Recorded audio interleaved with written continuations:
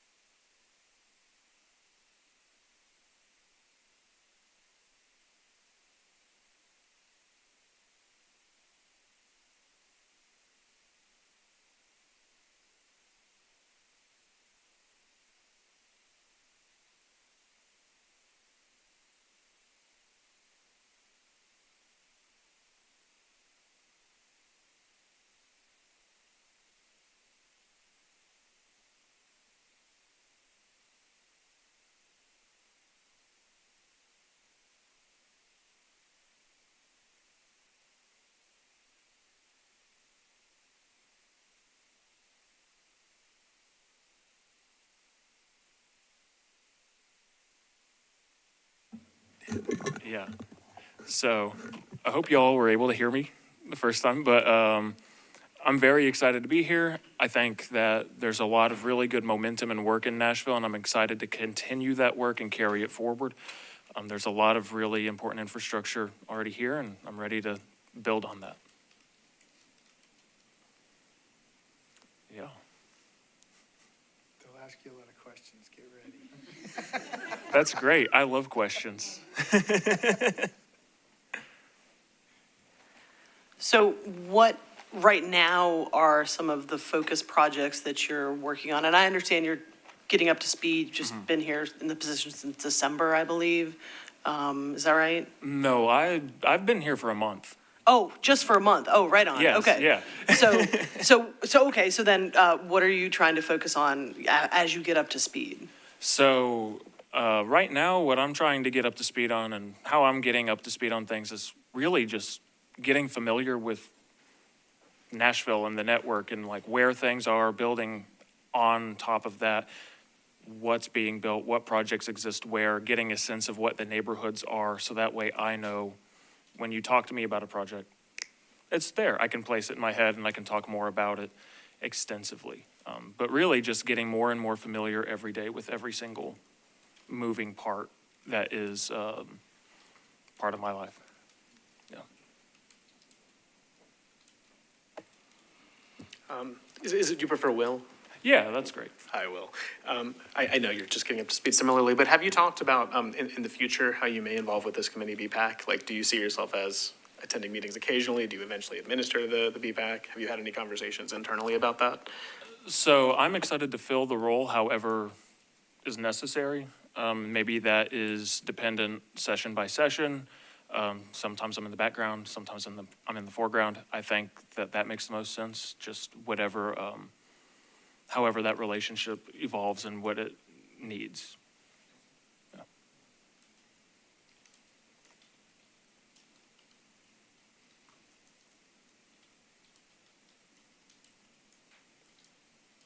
On here, your title is Bikeway Manager. Is that the appropriate?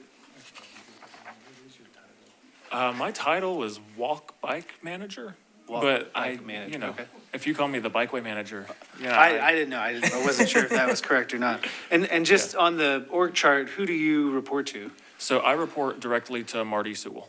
Okay.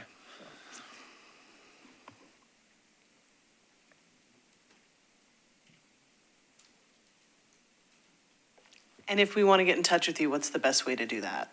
So the best way to get in touch with me is going to be my NDOT email address, All right, which is william.ezel@nashville.gov. awesome. But it has two Z's. There's a lot of Ezels that have one Z, and I want to stress that second Z.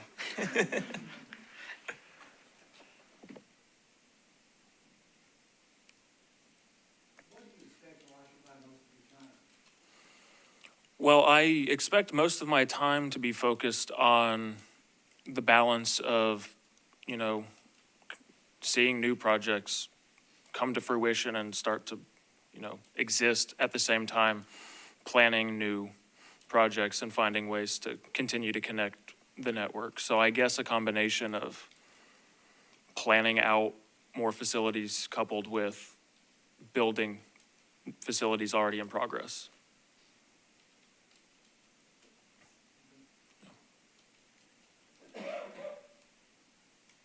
We're having trouble with my speakers here. What experience do you have with protected documents? Yeah, so I have experience planning some in Memphis and helping maintain existing protected bike lanes that we had that I inherited in Memphis. I also have experience working on like trail facilities or extensions like that. So not necessarily protected, but separate types of facilities. And the protected facilities I do have experience with involve curb and the tire delineators that you see. I helped expand that program in Memphis out of a pilot program and into a more permanent program. And then, of course, the flex post delineators and concrete. I think there's a general sentiment that the flex posts don't provide a high degree of protection. And the concrete is far, far preferred. Mhm. That's the reason? I agree with that assessment, but I would also like to think of a delineator as a win in terms of nothing. I like to get the best, you know, we can get, but if a delineator goes in, I'll take that over paint. I walked past a couple this afternoon that need your help then. That's okay. We'll put it in HUD. It's not okay. Yeah. Well, no, but They're laying over flat. we'll That's get the whole that- point. We'll get that in Hub Nashville and get it replaced. No, I'd put it in Hub Nashville. You don't understand the point that John is making? No, I understand the point being made, but I can also understand that if we have nothing and then we add paint and then we have delineators, that is an incremental progression upwards. We've been doing that for how many years? 10, 20? I mean, we're ready to move to the concrete level. I can understand that. Yeah. I'm not asking you to understand, I'm asking you to agree with us. I do agree with Okay. that, definitely. How do you feel about big rocks? Because that seems like it's a solution also.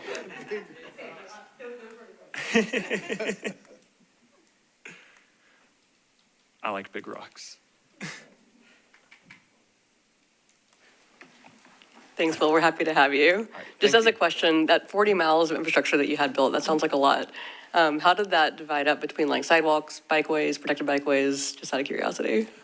So that was majority, just bike lanes. I didn't necessarily oversee sidewalk infrastructure in Memphis. Our construction inspections office managed sidewalks and sidewalk programs there. Though I drafted an ordinance related to sidewalks, and we'll see how that plays out as they're getting going in Memphis. But in terms of bike facilities, a majority of those were painted bike lanes or buffered bike lanes.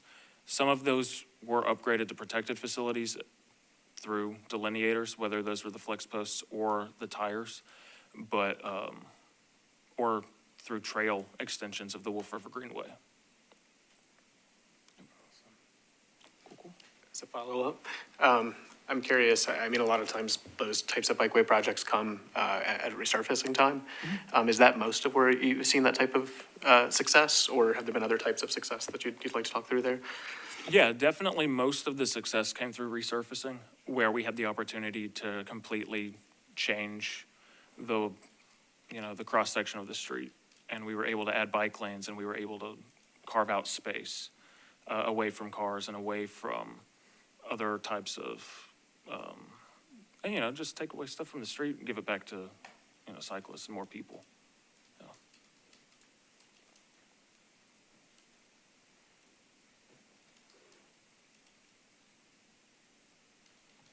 All right, thank you so much. All right, Look thank you. forward to working with you.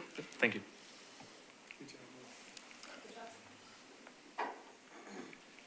All right, next up is Cody Osborne talking about Bikeway ice and snow removal. Hey.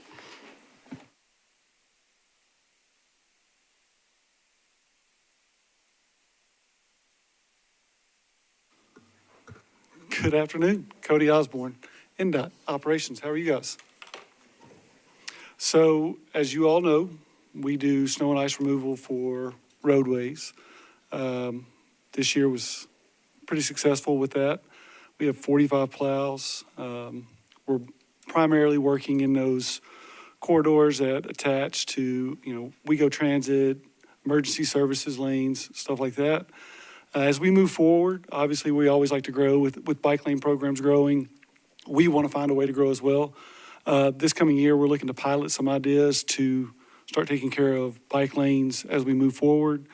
We look at those bike lanes that attach to WeGo routes, stuff like that. Protected bike lanes, obviously. Different, trying to look at different pieces of equipment that we can pilot throughout this summer before we lead into snow and ice this coming year. That's our hope and plan, is to look at an idea to come up with some way to treat those and keep that snow and ice out of those bike lanes as well. Obviously, that's a pilot program we're going to try to grow and move forward with this coming year. Questions? Sir? What about limbs and logs? I mean, just biking here this Yes, sir. evening, there were a lot of bike lanes blocked. It's an ongoing issue. I realize this is an exceptional situation, but who takes care of that? And So we'd love to get those either through Hub, through email, whatever the best way is for you. We would prefer them through Hub. Okay. Any bike lane blocking, any sidewalk blocking, we're trying to get to those immediately even with this ongoing Right. debris removal we're trying to go through. But those are some of our top priorities to try to get to and remove those out of the bike lanes and the sidewalks.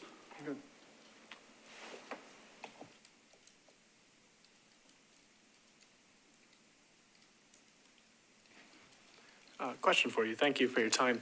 Obviously, ice storms, snowstorms cause huge operational challenges. You have to prioritize all of that. There's kind of two parts to my question, kind of looking forward. I mean, I would imagine one step would be if you're going to treat certain bike lanes, you have to prioritize that network. Has any sort of thought gone into what that priority network would be for bike lanes? Yeah, I would like to see it or we would like to talk about those that connect to WeGo transit routes, being kind of our first priority, if you will. Stuff like that. That would be our first look at it.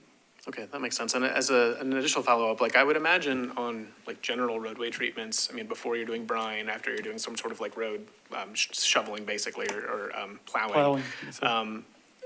Bike lanes, as much as we love the protection, often do create a problem there. I mean, I know for like clearing debris, you have a small sweeper. Is there any sort of similar equipment that can be used for like a protected bike lane? Yeah, so we've looked at some peer cities like New York, Chicago to kind of see what they do up there. There's smaller material or smaller equipment that will fit in kind of that narrow area. Just top of my head, like a Gator or a UTV. There's some other companies out there, some companies over in Europe that manufacture some things that are a little bit smaller and will allow attachments where it could be a sweeper in the summer, and then you can take those sweeper heads off, put a plow potentially on the front of it for plowing. It really depends on what's going to work best, what's going to get us the most bang for our buck, what's going to sweep well, what's going to plow well, trying to find that balance. And we've reached out to, the people we have on contract to say, hey, what equipment do you have, or what have you seen in other parts of the country that works? So we're just trying to actively look for different things. We're not sold on any one thing, just trying to find out what's best. If you don't mind, one more follow-up question. Don't want to monopolize all the time. Thank you. It sounds like you're doing great research, and that's the right types of questions I'd like to hear. I mean, is it safe to assume there'd be a long procurement timeline if you do decide to move forward with one of these? I think it really depends. If it's somebody who's on contract, who's already an equipment contractor for us, maybe not so much. If it's a piece of equipment that's potentially out of Europe, maybe so. It just really depends on the timeline and where we're getting that piece of equipment from. There's a couple companies that are local that make some stuff that I'm not sure fits in there. It may be too wide. It may not have the right attachments, just stuff like that. So I don't want to give you a timeline and be stuck. Yeah. Got a real quick follow-up to that. It's an easy fix to just make the bike lanes wider to accommodate the equipment. So just letting you know, that's a potential I think it's solution. the guy on the, Yeah. Well, yeah, following up on the timeline question, is there a timeline for this initial phase of research when we're saying we're going to be done with research and ready to act? So timeline, we've already started reaching out, asking for people to get us equipment in here to demo. As soon as we can get equipment in to demo as soon as they can get it to us, we want to demo it. So we've already reached out to a few contractors to say, what do you have on hand, or what can you get to this part of the country for us to try for a bike lane sweeper? What attachments go with it, and how quick can you get it to us? So we're just kind of on their timeline, waiting. I know we've heard back from one or two that says, hey, we can get you something relatively soon. What does that mean in their world? We press every day to say, where's it at? Yeah. So we would like to see it sooner rather than later. Yeah, I mean, we're totally done with snow. There's no chance it's going to snow again this year. Well, I mean, but I don't, did you? No, I know. But as for next year, it'd be great. I don't know if that's a possibility. That's what we would love. We would love Yeah. to see it so we could at least put it out there to pilot it and see what it's like. I'm not saying we'd have a full-fledged program, but something we could put out there to say, hey, this actually works. And I think you could probably put a plow on Catherine's bike, and she'd be willing to. We got a couple of different, We can mount it up if you want to come by. you have to call it. Yeah. Yeah. Who is responsible for clearing the Siegenthaler pedestrian bridge when it has snow or ice on it? We are adding that to that, and there's a bridge over Ellington. I'm not sure if you're familiar with that bridge that connects both sides. Mm-hmm. We're actually adding both of those to our upcoming or those will be added. Okay. Yeah. They're a little bit, only reason I said they're wider, you can use bigger equipment, so it's not so much of an equipment hold on that. You could actually put a pickup on the Siegenthaler Bridge with a plow on it.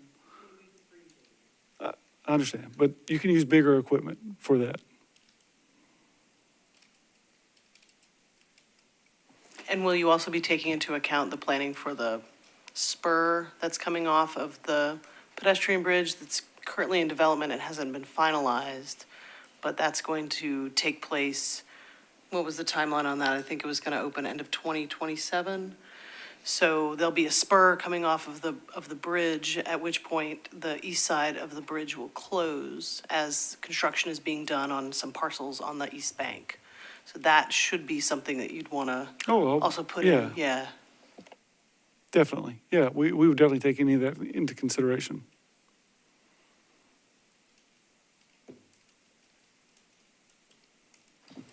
And what's the policy on clearing sidewalks? I know in general they're the responsibility of the property owner, but for sidewalks that are like the ones over the Woodland Street Bridge We or actually- KBB, what's the policy on those? This year, we had some power brooms. I don't know if anybody saw them. I actually have that were kind of walk behind, kind of test power brooms that, almost like a walk behind mower, if you've ever seen one with a broom on the front of it, that we used over the KVB bridge to see how it would work, to start trying to do the the pilot program for the sidewalks in downtown.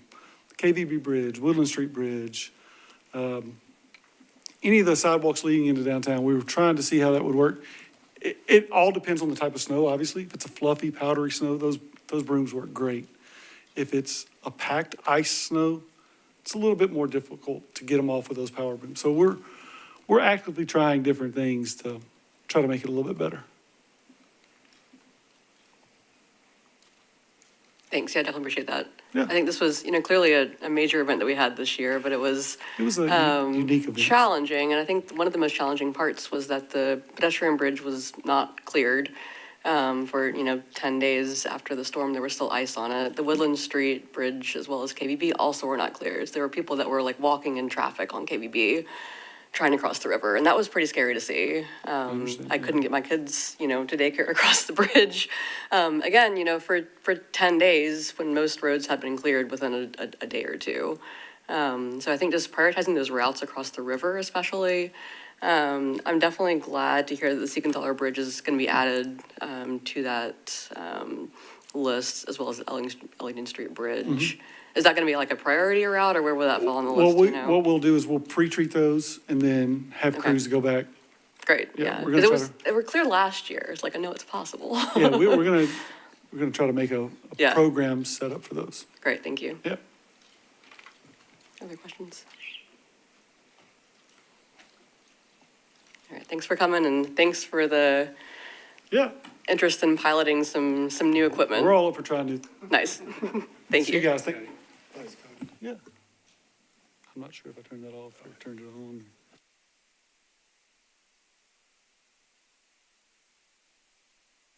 All right, next up is Charlie with the VSAC annual report. Thanks for coming.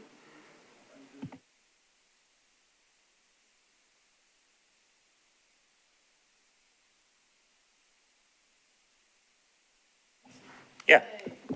Hello, testing. All right, fantastic. Yeah, my name is Charlie Weingartner. I'm the current chair of the Vision Zero Advisory Committee. I've been here many times to talk to y'all about my own personal qualms and things, but I'm happy to be here officially as chair. This is shared with you our annual report for 2025. I'll kind of just go through the highlights. I know this is in very great detail here, and then allow you to ask me any questions that you might have. So obviously Vision Zero, our priority is reducing the number of deaths on the roadway down to zero. Nashville is committed to trying to do that by 2050. Last year in 2025, we saw 115 deaths on the road, which was only one less than 2024. There was a reasonably substantial decrease, about just under 30% on local roads. That was counteracted by a pretty substantial increase on our high injury network and state controlled roads, so state routes and interstates. The VSAC committee, we routinely still see that NDOT does prioritize vehicle throughput, level of service over safety of vulnerable users. We are also still, as you are probably unaware, not broadcast on the Metro Nashville network. This is a personal point of contention for me. I know many council members and I know many other people in the community would love to be more involved and aware of things that the Vision Zero Advisory Committee is doing, but without being broadcast there, they're unable to. I know not everyone is able to take 2 hours out of their Tuesday evening to, come give public comment or things of that nature. And so I feel like without us being broadcast, we're kind of dropping the ball on 2 of the 5 E's of Vision Zero, which are engagement and education.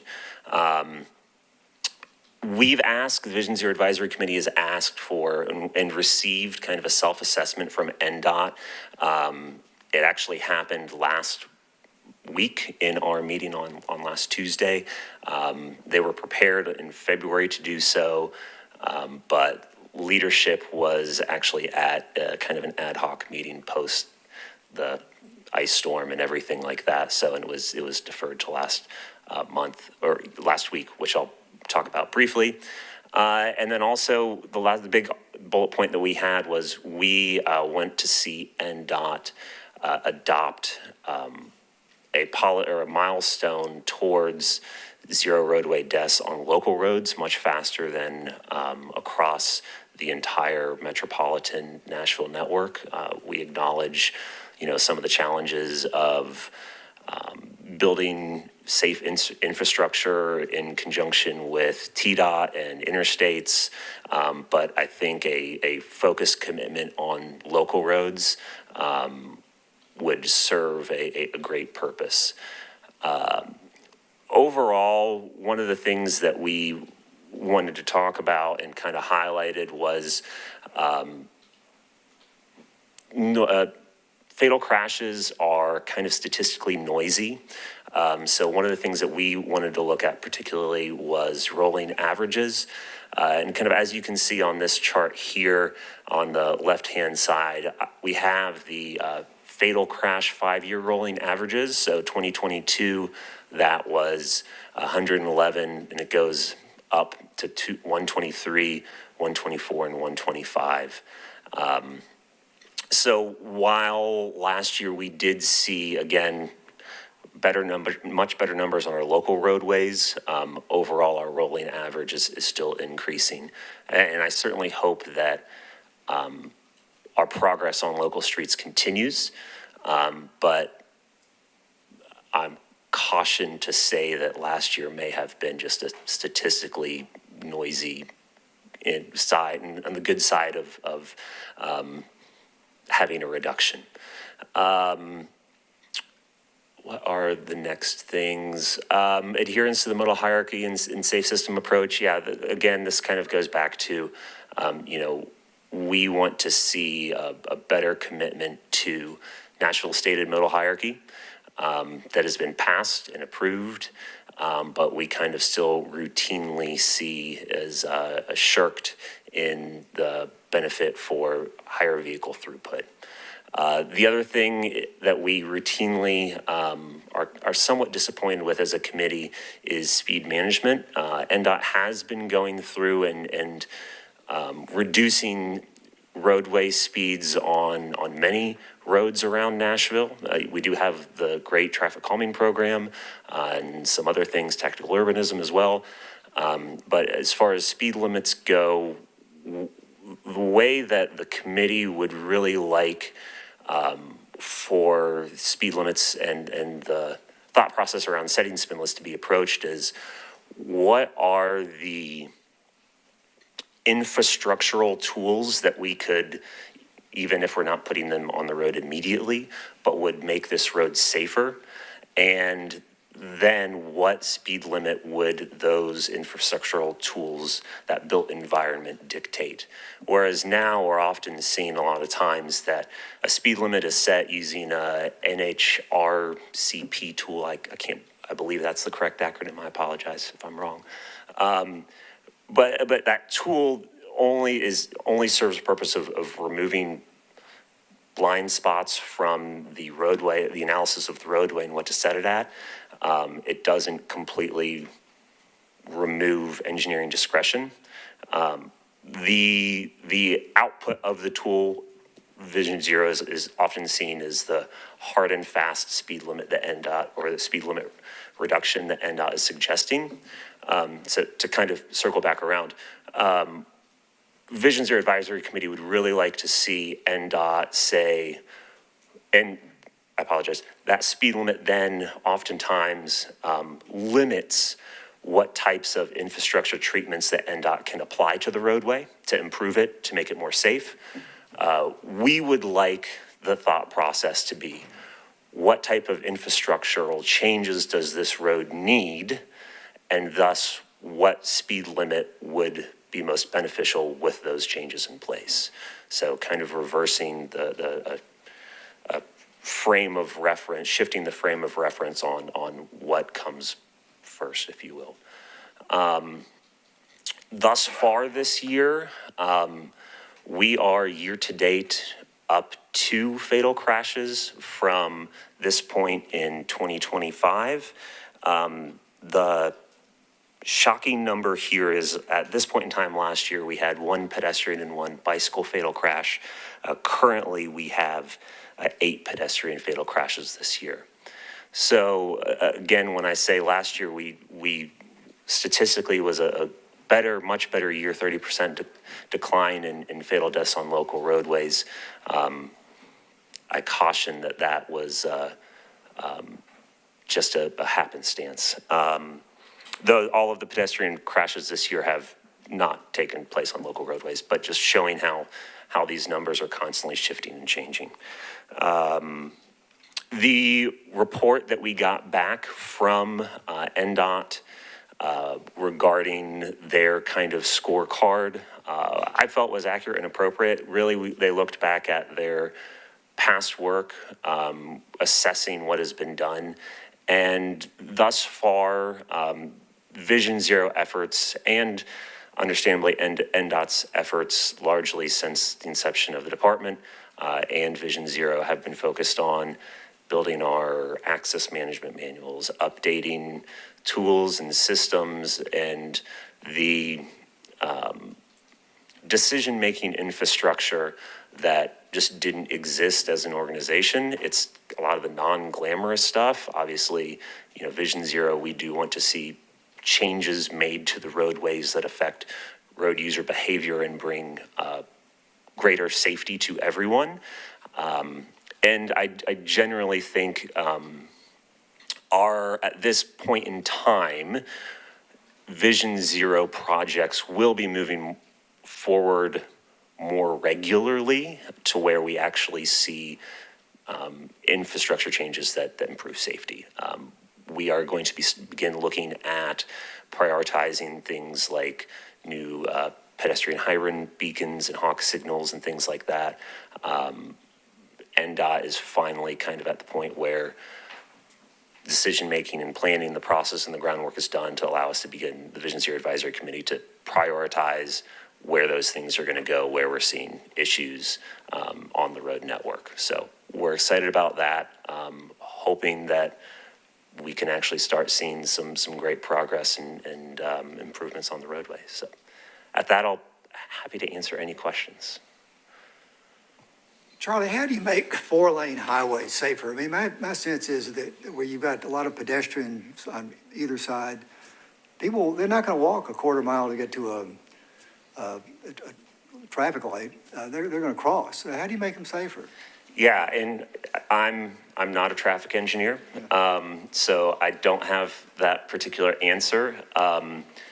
My general sense is we are going to, as a city, if we're truly going to adopt Vision Zero and truly make a difference, we can't apply national standards. We are going to have to go above and beyond what is considered the national standard, what is considered the baseline of the MUTCD, so on and so forth, to really make a difference. Nashville's a wonderful place, but we're in a particular point in time where we have 40, 50 years of bad road engineering and land use management and access management that we're going to have to claw back in order to truly make these roadways safer. And so we are going to have to take considerable actions and steps to get there. I'm pleased by programs like Chime. I think the devil will be in the details as far as the execution on those improvements go, particularly on like the all-access corridors and complete streets. So yeah, I don't have a great answer. One of the things the analogy that I made in a Vision Zero meeting was, kind of the national standards are like in the movie Office Space, where Joanna only wears 20 pieces of flair, and like that's kind of like the bare minimum that really we need to be doing a lot more, and we need to be wearing a lot more pieces of flair on our roadways to actually get to a place where things are safer for everyone. Hey, Charlie. Question on you mentioned of like pushing for local roadways, which practically makes a lot of sense because that's Sure. the NDOT jurisdiction. Obviously, most of the crashes happen on state routes, et cetera. But I'm curious, it sounds like more analysis may be happening, but like normally I assume higher volume, higher speed roads are where these crashes are happening. On the local network, are you seeing that on collectors mostly, or are there any patterns to those local crashes that you see? I spend a lot of time looking at maps and data and things, and I'll be quite honest, on local roads, there's a few areas that would fall on what would we consider a high injury network, but there's not a singular pattern. Yeah. If someone finds one though, love to know about it. I mean, it's a comment more than a question at this point, but I do see a lot of pedestrian crashes are nighttime. So it's always good to focus on lighting programs for that. Yeah, and I'm don't want to get in the weeds on lighting programs and everything and my opinions on them, but happy to have conversations about that. We will at Vision Zero, our next meeting next month will be focusing on lighting and NES and coordination and things like that. So if you have any interest, unfortunately, you'll have to attend to hear about it.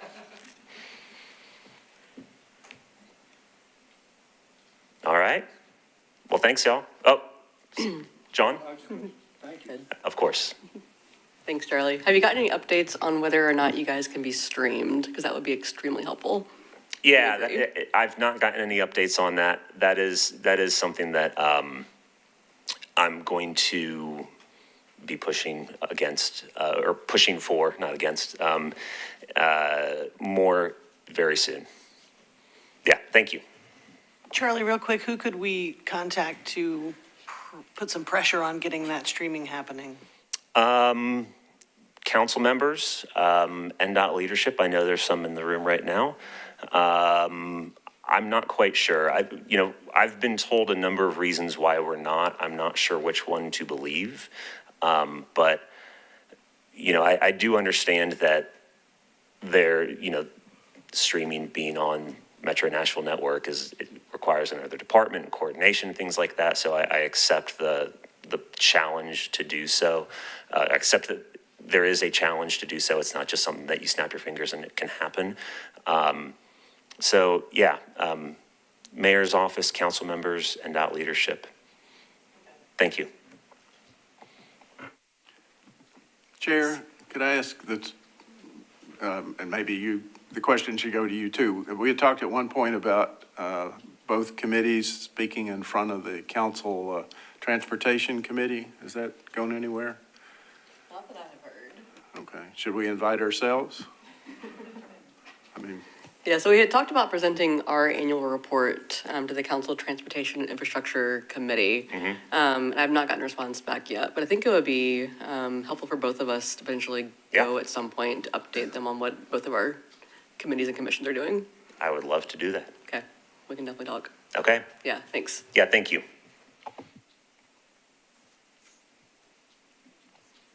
Okay, next up is Wesley Smith from WalkBike Nashville and Meredith. Thank y'all for coming.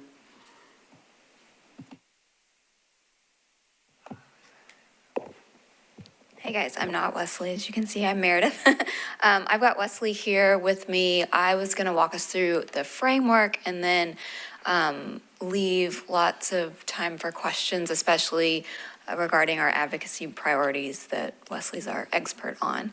I know most of you guys, but I'm Meredith Montgomery. I'm the executive director of WalkBike Nashville.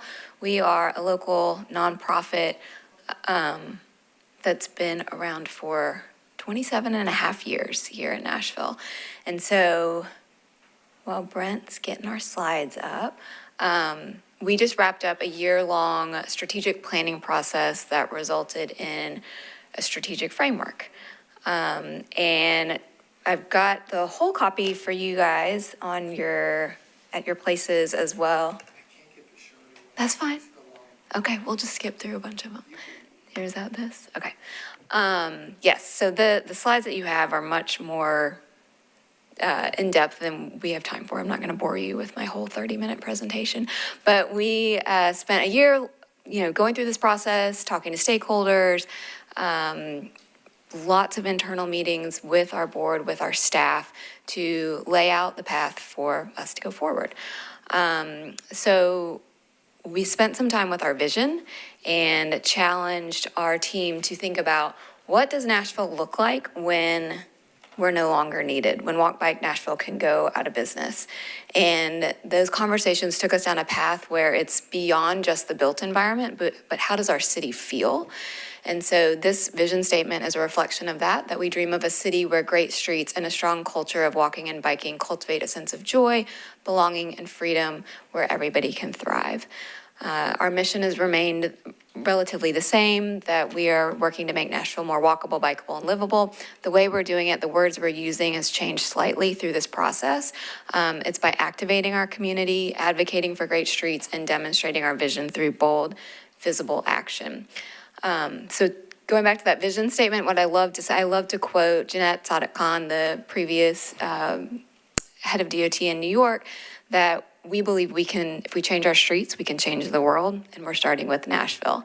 So dreaming big here, we updated our values, we updated what we call our fundamentals. Think of this as our skill set. This is how we do the work.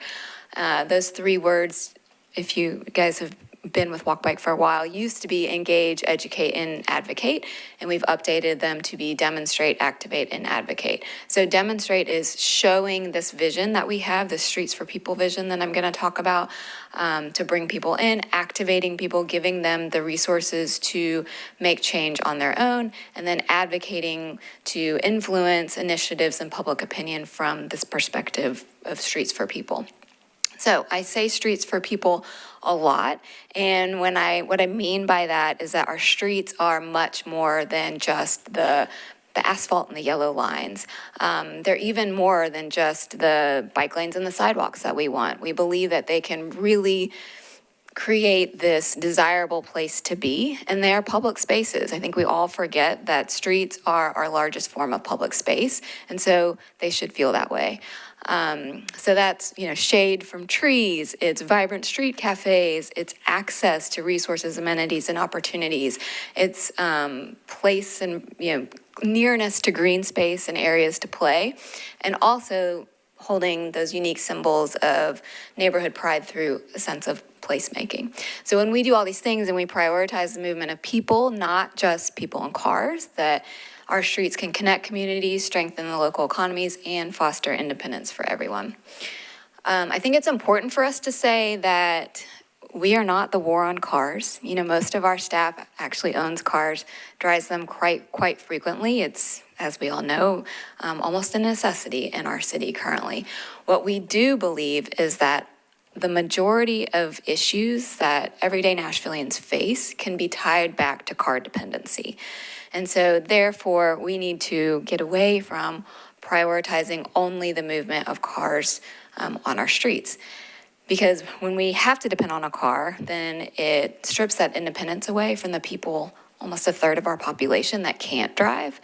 And our streets start to look really ugly. Think about our pikes, like Dickerson Pike, Murfreesboro Pike, when they are prioritizing just getting as many cars as fast as possible from point A to point B, they become inhospitable and dangerous to all other users. Also leads to social isolation. You just wave at your neighbors from behind the windshield. Our environment suffers, and it's just plain expensive to rely on cars all the time. So it was comforting and validating to see the results of the Imagine Nashville study that came out a year and a half ago, where the number one negative aspect of our city, named, across neighborhoods, races, income levels, was it's hard to get around. So we are not in the minority in this issue that we are trying to address. And it just felt validating. I think a lot of times in this space, we feel like we're in the minority, people that are wanting safer ways to get around. And in reality, the majority of Nashvillians feel this way. So we spent a lot of time drafting this theory of change. So we are operating under this assumption and now knowledge that the majority of Nashvillians want better and safer ways to get around our city. And when we demonstrate this vision that we have, it brings people in, especially when we do so leading with joy and positivity. And then when we activate those individuals, giving them tools, knowledge, and resources to make their own change, it helps us build capacity, do more. And when we bring them along to advocate and couple that with data, we do have good relationships with our local government, and a lot of times they're willing to work with us. And so we do those three things, those three skills really well.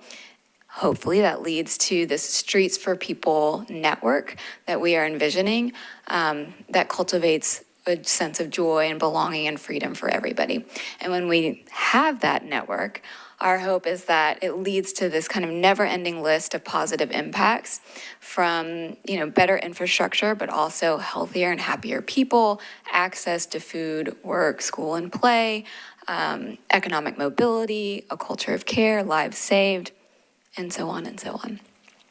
So how are we doing this? What is our strategy? It's pretty much two-pronged. One is the infrastructure, great streets. So we know that Nashville and most of the U.S. has been building for cars for more than a century now, and it's time for us to change how we build our streets. So we're approaching this in two ways. The first is from the top. Right now, Nashville has more transportation-related projects in the pipeline than it ever has before, especially with the passing of Choose How You Move. And each of those, big or small, from a repaving project or traffic calming project to a big, giant all-access corridor, those are all opportunities for us to help build out this network, this Streets for People network that we have a vision for, and try and influence those projects from that perspective.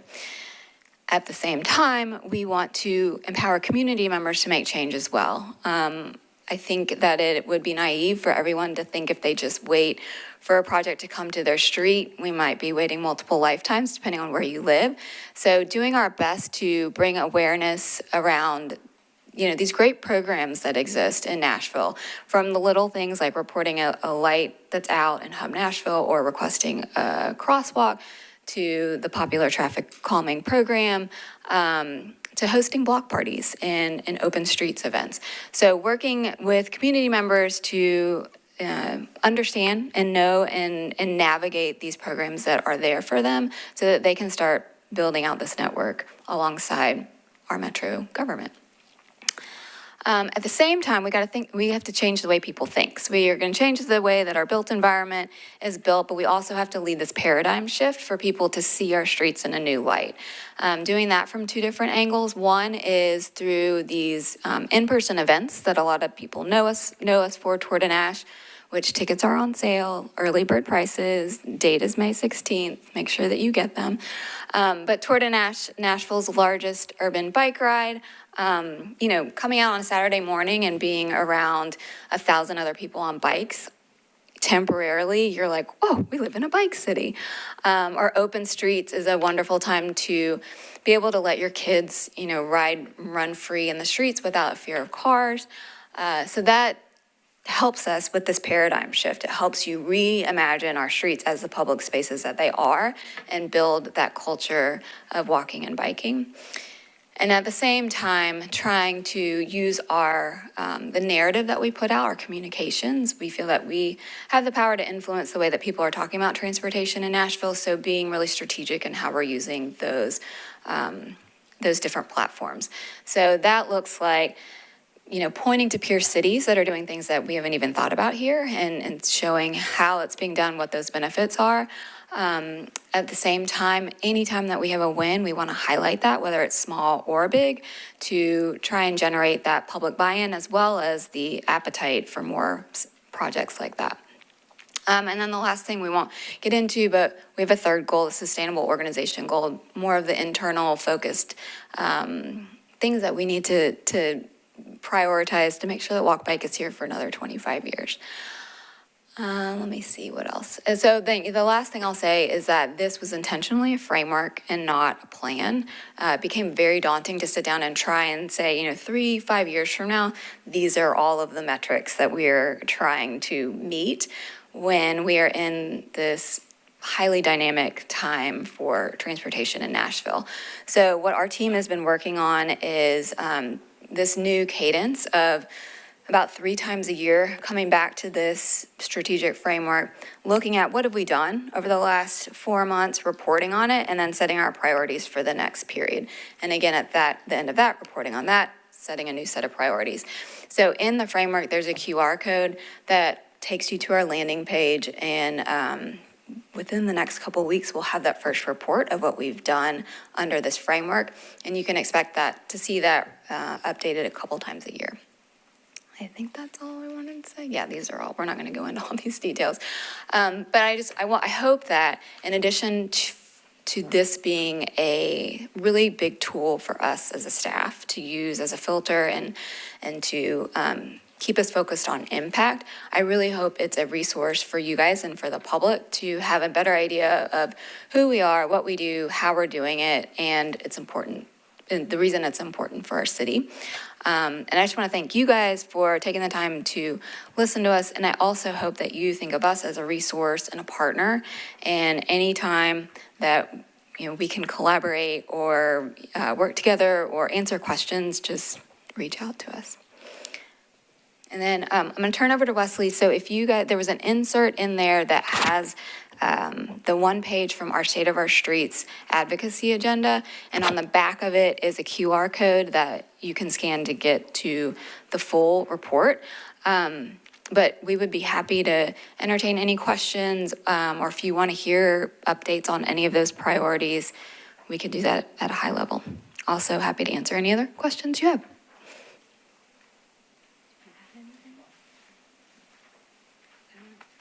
Do you guys want updates or do you have questions? I can just say, hi, Wesley Smith. I'm the Programs Director for WalkBike Nashville.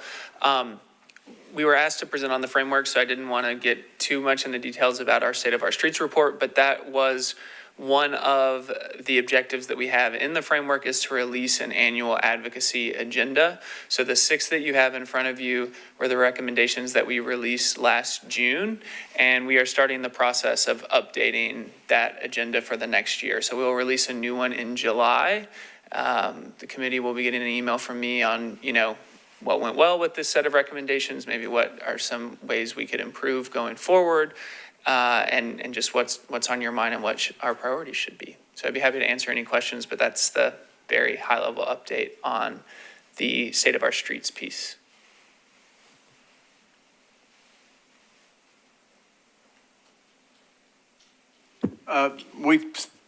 Because I wanted to, we talked about capital funding in our subcommittee meeting, including greenways.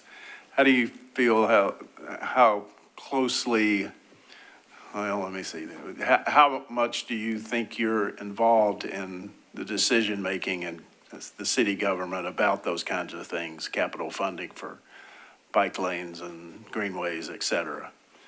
I mean, How much are we involved? Yeah, in terms of how much you know about what's going on and what kind of influence, if any, you have on it.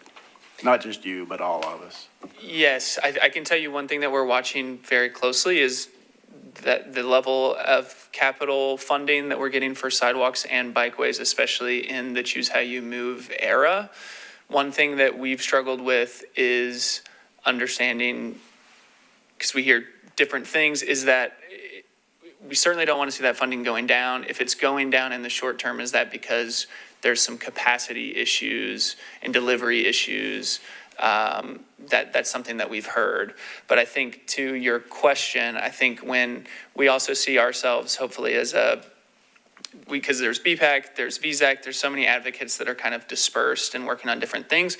We would hope that this advocacy agenda is really something that all the advocates in the city are contributing to. And then once it's set, say, for example, we want to see an increase in capital spending at X percentage annually, I think we'll be more effective, and would love to work with you on that, because getting in the weeds of the budget is something, it's not a strength of mine, but I think collectively we could work on.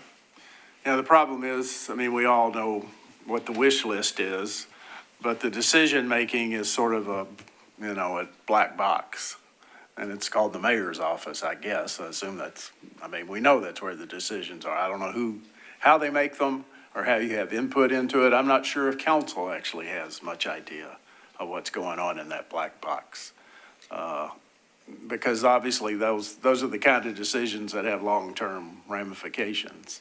Right. And one of our recommendations from last year, which may sound redundant, given that we hired a chief programs officer for Choose How You Move, but one of our recommendations was to hire a transportation lead in the mayor's office, which we did not think was redundant, because the answer that we've gotten is that the chief programs officer for Choose How You Move is for Choose How You Move, not for the B-Cycle contract, not for a broader vision of walking and biking in Nashville. So that is a recommendation that we are continuing to push to the mayor's office and to council, because I very much agree. It's hard to decipher that.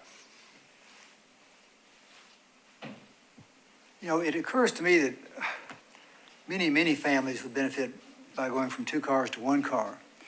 And it seems like an initiative like that could get off the ground, because it makes sense for so many people. Cars are expensive.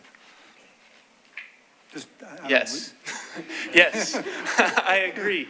I don't think we've thought of that programmatically of going from a multiple to a 1-car household, but I would love to talk about that more. I can say that's an aspiration for me in the future with my family, and I think that, again, to what Meredith was saying about the car dependency piece, right. If we can move towards being a car optional city, right, that should be a North Star for sure. Yeah.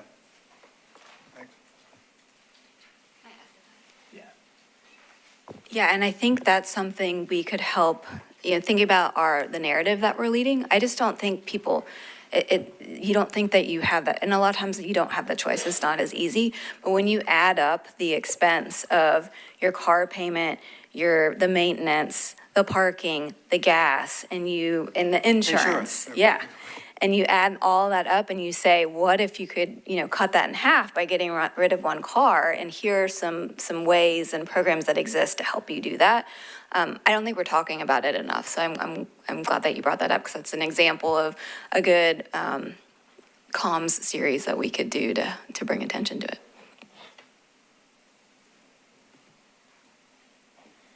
I'm just curious if you guys got any response from Metro leadership on the State of Our Streets report from last year. These are all, really good, very concrete recommendations, but looking through here, I don't know if any of them have actually happened. Great question. So we are very happy with the progress on 2. So the alternative walkways, they've amended the traffic calming toolkit so it's much easier now to build that alternative walkway through the traffic calming process. We've seen one of those on Tampa Drive near Paragon Mills Elementary School. So that is now in the category of what are next steps, how can we build off of this? And then similarly, and I need to check with Charlie actually, the Vision Zero budget recommendation. So they did break out a line item, I believe, for quick builds. But again, we need to talk next steps and how that's actually implemented. I can tell you that both NDOT and the mayor's office are very aware of our recommendations, and it's been a helpful tool for us, because now we have this kind of jumping off point and everyone knows what the advocacy priorities are. And so that has been helpful. So we haven't seen quite the progress that we've wanted, but things have moved along certainly on all 6 of them, one way or the other, but we're going to keep pushing. And we need to have a better plan of executing as well for, last year was the first year that we had done this. So we're also going to be very intentional about, once we release this in July, then we're reaching out to council members and we're, having these community conversations and building the awareness around it also.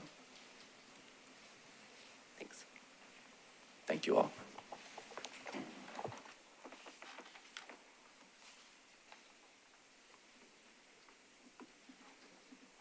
Thank you guys for coming. Yeah, no worries. And last up is Brent, talking through some more details on our request last month about bikeway budgets and bikeway miles constructed. Thank you, Chair. Brent Schultz, and I want to go over, I don't have all the data for you yet, but what I do have is the 4 different kinds of bikeways that we have, and I'm close to having a breakdown for all the commission on exactly in those years of those projects, how many were protected bike lanes, how many were buffered bike lanes, how many were just the bike lanes, and then the signed share routes. So those are our 4 criteria, but that's our baseline and what we're going to be doing. We're getting ready for our budget already this year. We're going to have a report on bikeways and what we've done. But I just wanted to ask the commission, this being the is there other things you're thinking of that we didn't cover in here? One thing that I was thinking about when it says protected, how many are like the 12 South type versus just,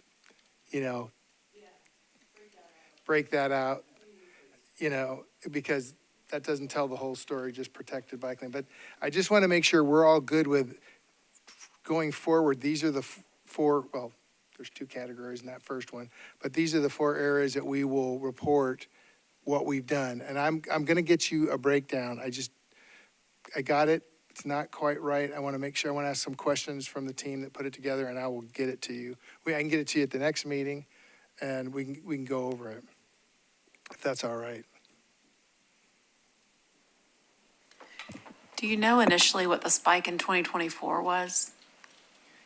That's why I want to meet with Okay. them all, and I want details Curious. on, they didn't give me a lot of details on the projects, and I want details on the projects that were done those years for you all.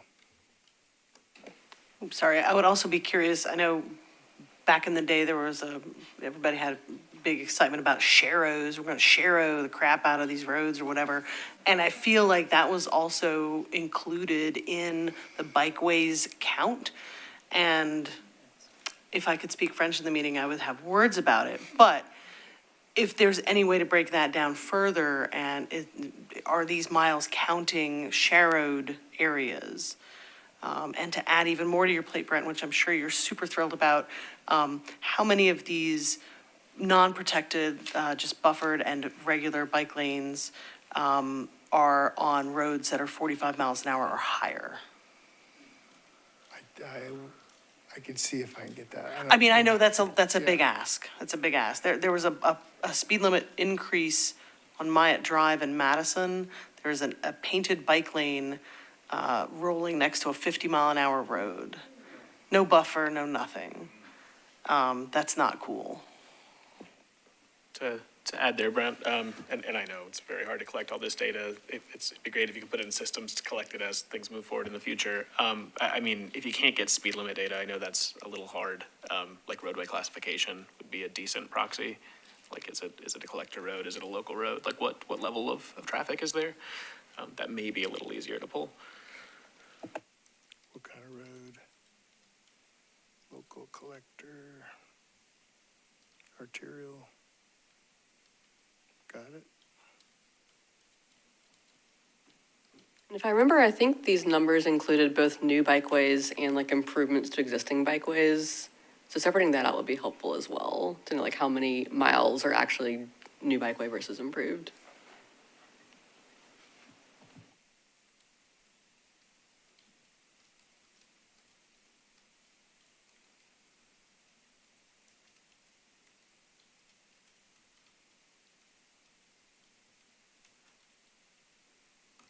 Got that.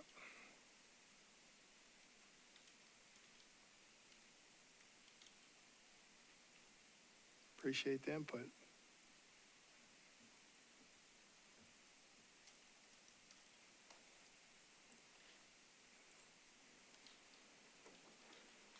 Any other updates, suggestions for next month's agenda? I have agenda suggestions, but I have a community note. Yeah. If I could share. So the Nashville Bicycle Festival is going to be held on Saturday, April 18th at the South Englewood Community Center. I've got a poster over there for you to look at, designed by David Greaves. It's beautiful. We'll be there from 10 a.m. to 2 p.m. There'll be food trucks. There's going to be a bike rodeo, so be all ages if you want to participate. We'll have visibility, helmet giveaways, bike giveaways, lots of different folks. If you go to NashvilleBicycleFestival.com, you can find the info, and we'd love to see you there.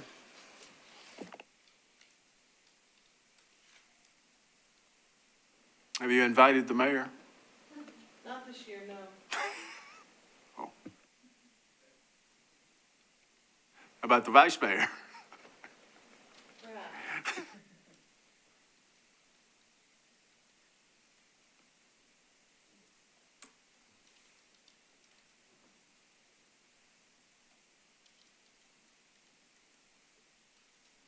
All right, potential things I had to talk about next month. We can, again, get any of that updated data that you might have for us, Brent, about the bikeways. We are still working on getting some numbers from parks on greenways as well, so we'll continue to work on that. We had also talked about reviewing some of the planned pedestrian improvements for Shelby Avenue. We'll see if that's ready for next month. And then, let's see, I also had requested an update on the Connect Downtown mobility lanes, which I know Brent is working on for either April or May. Anything else people would like to hear about? Any further discussion about commission members? My term is about to roll out. I'm Yes. trying to figure out who's going to replace Okay. me, et cetera. Yeah. And we have one other vacancy as well. We do. right? Yeah. And we'll need a new chair as well, which we should talk about next month. And vice chair. And vice chair. And vice chair, yeah. I think the chair is appointed, the vice chair is elected. Yeah. So we'll probably need to hold an election next month for vice chair.